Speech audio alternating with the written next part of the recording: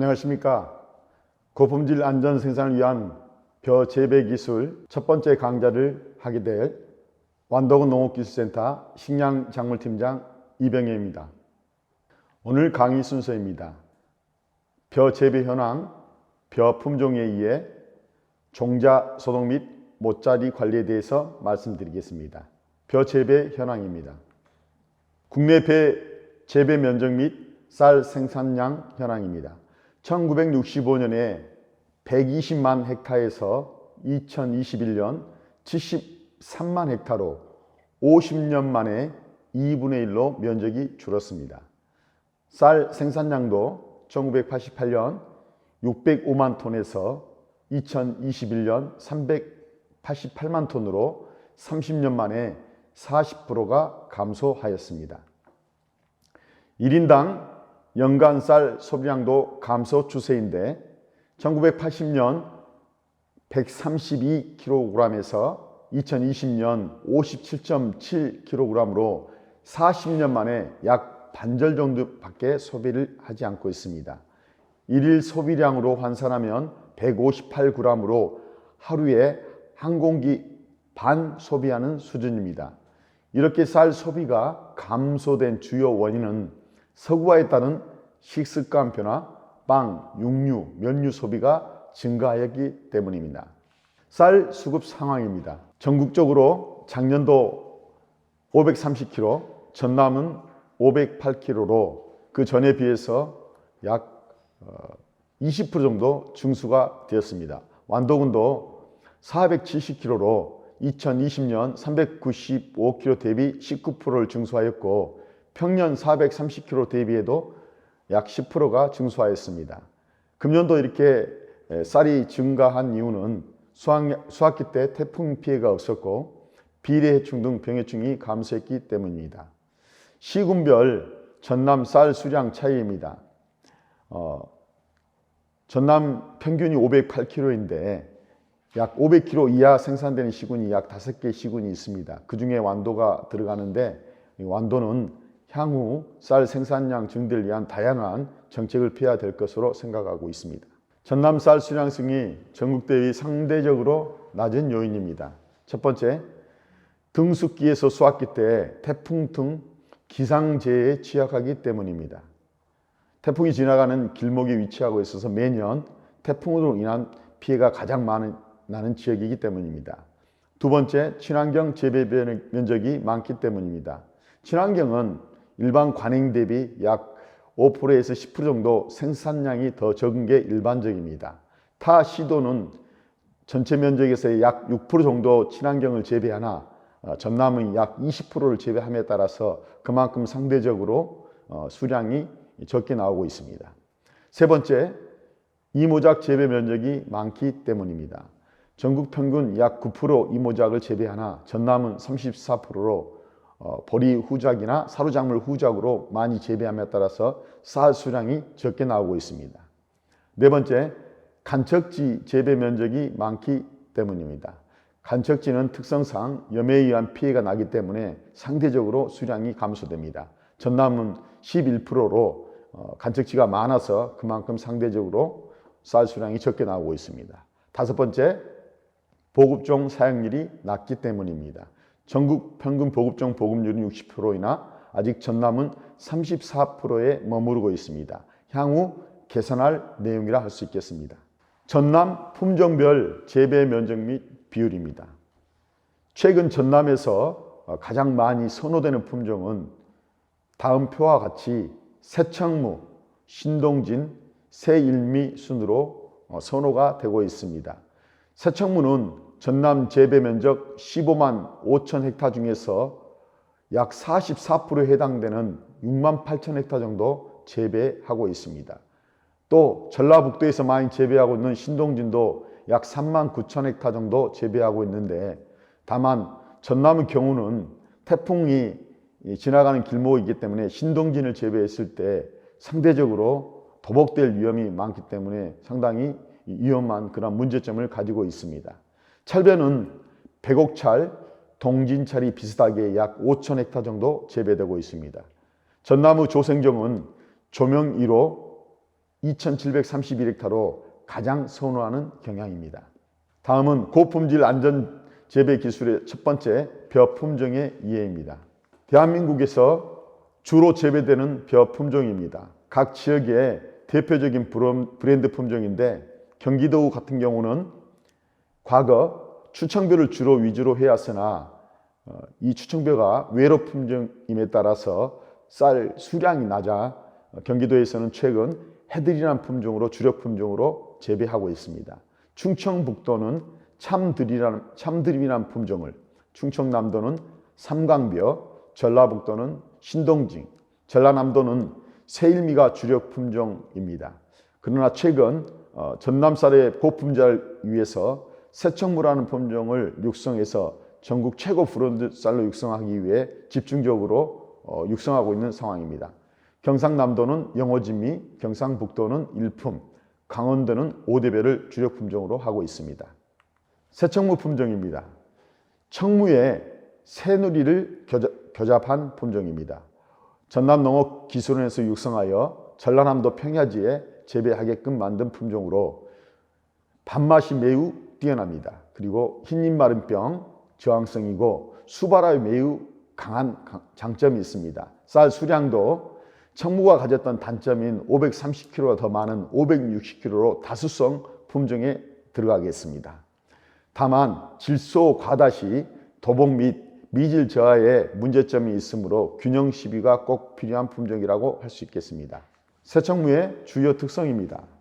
밥맛이 매우 뛰어납니다. 전국 신미 테스트를 하였는데 가장 밥맛이 좋은 것으로 평가되었습니다. 도복에 강한 편입니다. 새누리와 비슷한 특성으로 청무의 단점을 개선한 도복에 강한 특성이 있습니다. 조금 전에 말씀한 대로 분홀이 많아 비료를 과비할 때 문고병이 다 발생되는 특성이 있습니다. 그래서 시비량을 주의해야 되겠습니다. 새청무 또한 온도에 민감한 품종 특성이 있어서 이양이 빠르면 출수기가 빨라집니다. 그렇게 되면 고온기에 등수하게 되면 심복백이 발생함에 따라서 적기 이양하는 것이 매우 중요하겠습니다. 완도에서는 약 6월 1일 정도에 이양하면 가장 적기가 되겠습니다. 새청무는 도종률이 매우 높습니다. 일반적으로 보통 70에서 72% 도종률을 가지고 있으나 새청무는 75에서 78% 정도로 RPC 등 유통업자들이 매우 선호하는 품종입니다. 또한 새청무는 분홀이 많아서 역시 볏집이 많습니다. 다른 품종에 비해서 한 개까지 더 많이 나오는 특성이 있습니다. 다음은 새일미입니다. 완도군의 공공비축미 품종으로 선정된 품종입니다. 일미벼에 화형벼를 교잡한 품종입니다. 주요 특성으로는 중만생종으로 고품질 품종이고 585kg로 다수성 품종이어서 공공비축미로서 전남에서 많이 선호되고 있습니다. 출수기는 8월 13일로 중만생 중에서는 약간 빠르고 새청무보다도 2일 정도 빠릅니다. 벼 키는 77cm라 새청무보다 더 적습니다. 도열병이나 줄무늬 잎마른병이 강하지만은 벼멸구 등 충해에는 약하므로 병해충 방제가 철저히 필요하겠습니다. 조명, 전남 1호 품종입니다. 겹의 조합은 고시이까리 오누리 조합입니다. 전남 농업기술원에서 햅쌀용으로 육성한 품종입니다. 주요 특성으로는 고품질 및 밥맛이 매우 양호합니다. 수발화에 매우 강하고 또 조생종 중에서도 가장 빨리 나는 품종입니다. 다만 이 조명은 도복되기 쉬우므로 중간 낙수를 철저히 하고 균형 시비가 꼭 필요한 품종입니다. 쌀 수량은 527kg로 고시이까리 대비 다수성 햅쌀 품종입니다.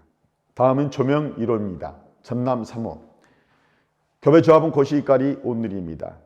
역시 전남농업기술원에서 육성한 품종으로 충남, 이남, 영호남 평야지에서 재배가 가능하겠습니다. 주의 특성으로는 조생종이고 고품질 및 밥맛이 양호합니다. 수발화 역시 강하고 밥맛이 좋은 조생종이면서도 쌀 수량이 561kg로 매우 다수성인 품종입니다. 흰잎마른병이나 줄무늬 잎마른병의 저항성 품종입니다. 특히 이 햅쌀 중에서 이 조명 1호는 완도군에서 가장 경쟁력 있는 햅쌀 품종으로 판단하여서 집중 육성하고 있습니다. 미품벼입니다. 고시가리 계야 21호 주남벼 교배조합입니다. 최고 품질 품종으로서 밥맛이 매우 좋습니다. 쌀 수량도 564kg로 높은 편인데 다만 이 미품벼는 출수기가 8월 20일로 출수기가 늦고 흰잎 마른병이 약한 특성이 있어서 농가가 재배하기 약간 까다롭습니다. 미품벼를 재배할 때는 균형 시비와 함께 병해충 방지를 철저히 해야 되겠습니다. 강대찬 품종입니다. 전남 10호라고도 합니다. 2020년도에 전남농업기술원에서 육성하였습니다. 새누리 신동진 추천벼 교배조합입니다. 전라북도 품종인 신동진을 대체하는 품종으로 전남에서 육성한 품종입니다. 중만생종이고 대립종입니다. 미질 및 밥맛이 우수하여 신동진 대체 품종으로 육성하고 있습니다. 전남의 특성상 태풍 피해가 많으므로 대립종을 선호하는 농가의 그러한 요구사항을 맞추면서 동시에 도복에 강한 품종으로 만든 품종이 강대탄 품종입니다. 벼 흰마른병의 저항성이고 수발하기 강합니다. 수량은 545kg로 역시 다수성에 해당되겠습니다. 강대찬 품종의 줄기 두께를 보여주는 사진입니다. 새총무에 비해서 약 줄기 두께가 2배 정도로 두껍기 때문에 도복에는 매우 강한 특성을 보이고 있습니다. 두 번째, 종자 소독 및 모짜리 관리입니다. 종자로 전염되는 병해충과 방제 대책입니다. 벼 종자로 전염되는 병해충은 벼 이삭선충 1개의 충과 5개의 병으로 구성되어 있습니다. 도열병, 깨시무늬병, 키다리병 같은 곰팡이병과 세균성 벼알마른병인 세균병이 종자로 전염되겠습니다. 방제 대책으로는 염수선, 물수선, 또 건전 종자를 준비해야 되겠습니다. 종자 소독을 철저히 하고 보급종 종자를 활용해야 되겠습니다. 일반 단지 종자 소독입니다. 소독 농약은 살균제에 반드시 살충제를 섞어주시기 바랍니다. 소독 온도는 30도씨에서 32도로 온도를 높이고 소독 기간은 3일 침종하면 되겠습니다. 품종 및 종자 상태에 따라 침종 시간이 다릅니다. 수발화성이 강한 조명 1호나 새총무 이런 품종들은 하루 정도 더 침종하는 것이 효과적이겠습니다. 온도를 30도에서 32도로 올리는 가장 핵심적인 이유는 사실은 벼 키다리병 방제 때문입니다. 키다리병은 고온성 균으로 온도가 올라가야만이 병원균이 발화를 해서 활동하게 됩니다. 그래서 보통 평상시에 일반적인 물 온도에서는 병원균이 약재를 소독해도 방제가 되지 않는 특성이 있기 때문에 여러 시험을 거친 결과 온도를 30에서 32도 올렸을 때 가장 효과적으로 방제가 되게 되겠습니다. 친환경 소독 방법 온탕 소독입니다. 온탕 소독기를 이용해서 60도씨에서 10분 처리한 후에 냉탕 처리하는 방식입니다. 온탕 소독할 때 농가들이 간혹 실수가 많이 나온 것이 온탕 소독 후 냉탕 처리하지 않아서 벼가 삶아져서 향후에 발화가 되지 않는 그런 사고가 번번이 생기고 있습니다. 반드시 벼 종자가 충분히 식을 수 있도록 30분 이상 냉탕에 처리해 주시면 되겠습니다. 친환경 종자 소독 두 번째입니다. 친환경 온탕 소독을 했음에도 불구하고 간혹 키다리병이 많이 발생하는 그런 지역에서는 두 번째, 친환경 온탕 소독을 한 이후에 석회 유황제를 한 번 더 해주는 것입니다. 50배에게 30도씨 하루 정도 더 한 후에 세척한 후에 파종하면 되겠습니다. 최근 모짜리 및 이향 초기에 문제가 되는 키다리병 사진입니다.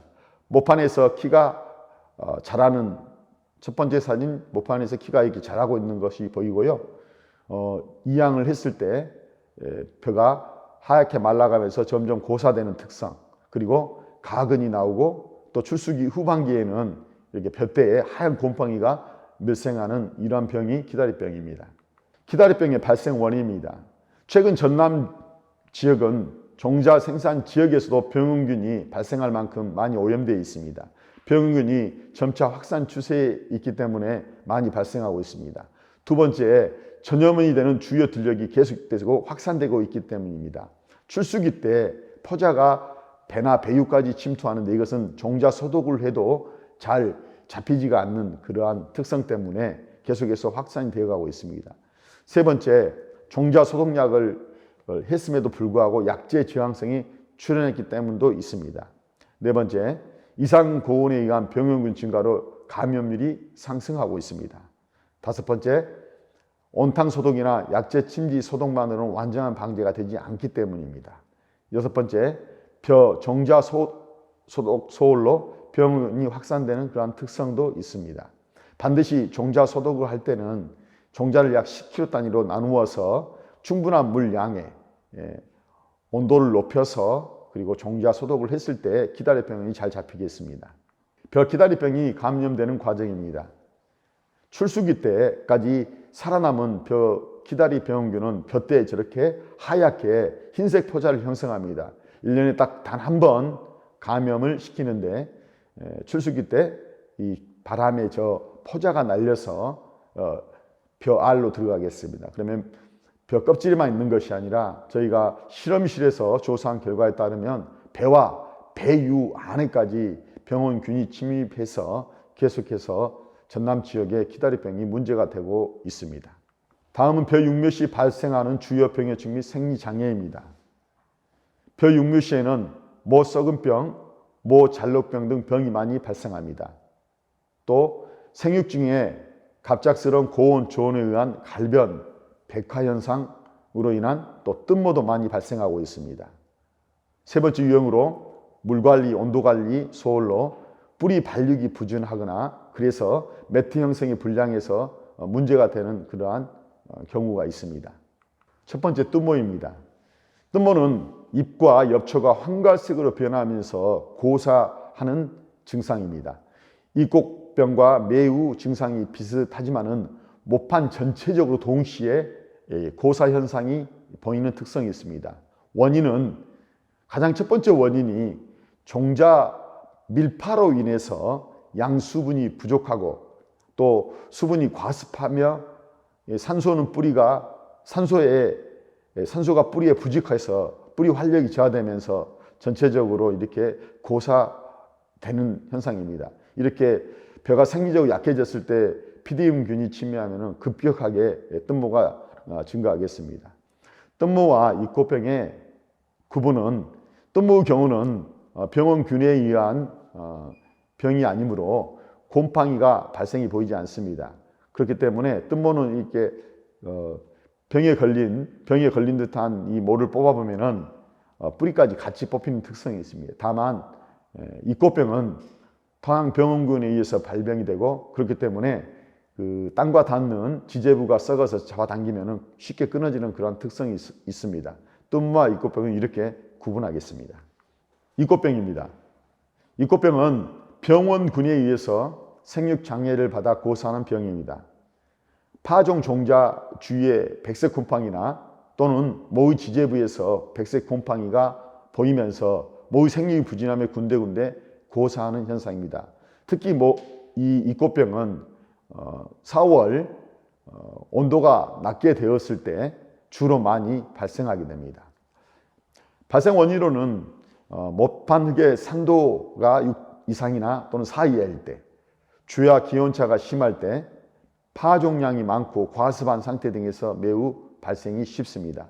병원균은 피디움, 푸사리움, 리조푸스, 트라코더마 등이 있는데 국내에서는 주로 푸사리움과 피디움에서 많이 발생을 하고 있습니다.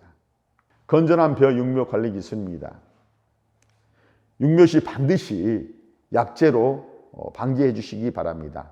리도밀 골드나 사파이어, 다치밀 등 모판 적용 농약을 모판을 내고 나서 한 일주일 후 그리고 이양하기 전에 또 한 번 더 해서 한 2번 정도 관리하면 철저히 관리가 되겠습니다. 모판에서 여러 종류의 병균이 동시에 발생할 때 방제 방법입니다. 시험 연구기관에서 여러 가지 방법을 해본 결과 가장 효과적이라고 판단하고 있는 것이 리더밀 골드 한 병에 사파이어 한 병, 그리고 참비까지 넣어서 물 10마리에 이렇게 방제를 하게 되면은, 모판 관주로 방제를 하게 되면은 모에서 발생할 수 있는 여러 가지 균들을 동시에 효과적으로 방지할 수가 있겠습니다. 벼 육묘의 종류 및 파종량입니다. 벼는 어린모, 또 치모, 중모 형태로 재배가 되고 있습니다. 제일 중요한 것은 각 그 재배 방식에 따라서 파종량이 가장 중요하겠습니다. 완도 지역은 또는 주로 농가들께서는 파종량을 너무나 많이 하다 보니까 육묘상에서 가장 많은 피해가 나는 경우를 종종 현장에서 보게 됩니다. 꼭 그 재배 양식에 따라서 적정 파종량을 파종해 주시면 풍년 농사를 이룰 수 있을 것 같습니다. 상자당 파종량을 왜 준수해야 하는지 다시 한번 강조하겠습니다. 건묘 육생은 벼농사에 매우 중요한 첫걸음입니다. 밀판은 모판에서 양수분의 경쟁이 일어나고, 그러다 보니 생육이 저하되며 또 고온 저온 경과하면서 뜬모가 많이 발생하게 됩니다. 적정한 파종량을 준수해야만이 모판에서 건전한 생육이 되며, 또 동시에 이양했을 때 적정 본수가 심겨질 수 있겠습니다. 주당 본수가 많으면 이양한 후에도 뿌리 발달 및 분열이 저해되고 양수분 흡수력이 떨어져서 수량 및 품질 악화의 주 요인으로 작용하기 때문입니다. 적기 모내기입니다.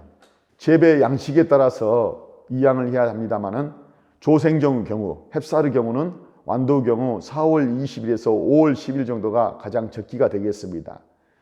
최근 기상 이상이 자주 발생하다 보니 4월 말경에 이양했다가 냉해 피해를 받는 사례가 점점 증가하고 있습니다.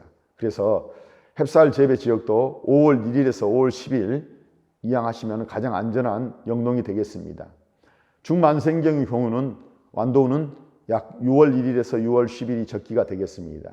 특히 완도에서 많이 재배하고 있는 새청무와 새일미는 약 6월 1일에서 6월 5일 사이 이양하면 가장 품종의 특성을 잘 살리는 재배 적기가 최적 이양기가 되겠습니다. 이상으로 첫 번째 강좌를 마치겠습니다. 감사합니다.